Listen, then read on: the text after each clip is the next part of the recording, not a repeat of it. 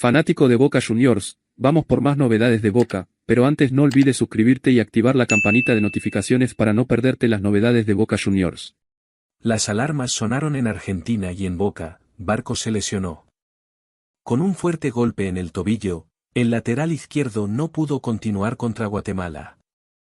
Después de debutar con una victoria por una mínima diferencia sobre Uzbekistán, la selección argentina tuvo su segunda presentación este martes en el marco del Mundial Sub-20 que organiza. También teniendo como testigo y escenario el Estadio Único Madre de Ciudades, en la provincia de Santiago del Estero, los comandados tácticamente por Javier Mascherano recibieron a Guatemala.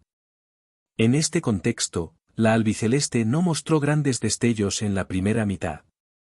De todas formas, fueron superiores a los centroamericanos y llegaron al descanso con una ventaja de 1-0 gracias a un gol de Alejo Beliz.